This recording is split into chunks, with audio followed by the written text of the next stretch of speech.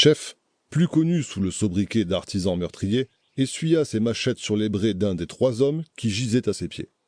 Il ajusta ensuite sa capuche afin qu'elle lui camoufle le visage sans entraver sa vue. Chef aimait son travail. Il adorait la traque, les interrogatoires, le suspense et bien entendu, les récompenses juteuses. Pour faire naître la peur chez ses ennemis, il soignait son apparence en conséquence. Collier de crocs de créatures diverses, pourpoints de cuir clouté garnis d'osselets, et 2 machettes aux larges lames décorées par des gravures tribales. Par-dessus l'ensemble, il portait son manteau bordeaux de façon à être reconnu sans montrer son visage.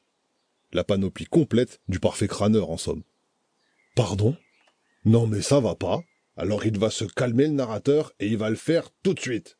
Je ne vous ai pas engagé pour me faire passer pour un con. C'est compris ? Vous m'avez entendu ? Évidemment que oui, tête de nœud. Alors mollo sur les remarques déplacées, je vous prie. Parce que c'est également moi qui vous signe le règlement à la fin. C'est compris. Je reprends si vous permettez.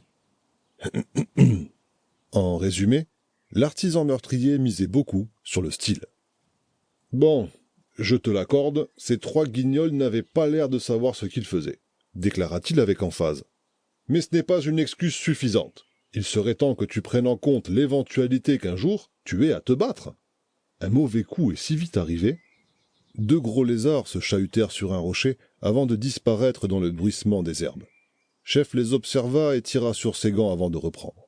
« Basile, où sommes-nous, je te prie ?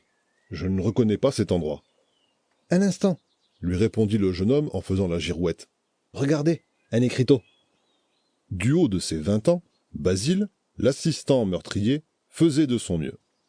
Il s'efforçait d'ignorer les corps étendus au sol afin de garder sa concentration intacte. La perte de sa 3e paire de lunettes cette semaine laissait ses yeux bleus impuissants, car même en fronçant les sourcils et en plissant le nez, le jeune homme ne parvenait pas à déchiffrer sa carte. Sa mémoire mise à rude épreuve sous son crâne chauve, il retraçait mentalement la route qu'il aurait dû faire prendre à son patron. L'assistant dénicha enfin une paire de binocles de rechange au fond de son escarcelle. Les verres ronds et la monture en étain, une fois chaussés, donnèrent un effet comique à son visage glabre et rondouillard. Contrairement à Chef, Basile n'accordait que peu d'importance à son allure. Il s'approcha de l'orme fendu tout en observant le panneau de bois entre les branches. Puis il roula de l'épaule pour que son surcot jaune se dégage de sa ceinture. Ses joues se teintèrent d'un rouge vif, tandis qu'il prenait la parole en hésitant. Nous sommes sur la route de Ria. »« Quel fameux sens de l'orientation !» s'exclama l'artisan meurtrier d'une voix exagérément forte. « Ôte-moi d'un doute, es-tu seulement capable de lire ta connerie de carte ?» Basile se sentait mal à l'aise de s'être autant éloigné de son objectif. Incapable de mentir correctement, surtout à son patron, il anticipa une éventuelle remarque négative en s'éloignant d'un pas déterminé, tout en prenant l'initiative de la conversation. « Le dernier portail devait être défectueux. Je nous ai probablement fait dévier pendant le transport. »« Ah oui, je confirme.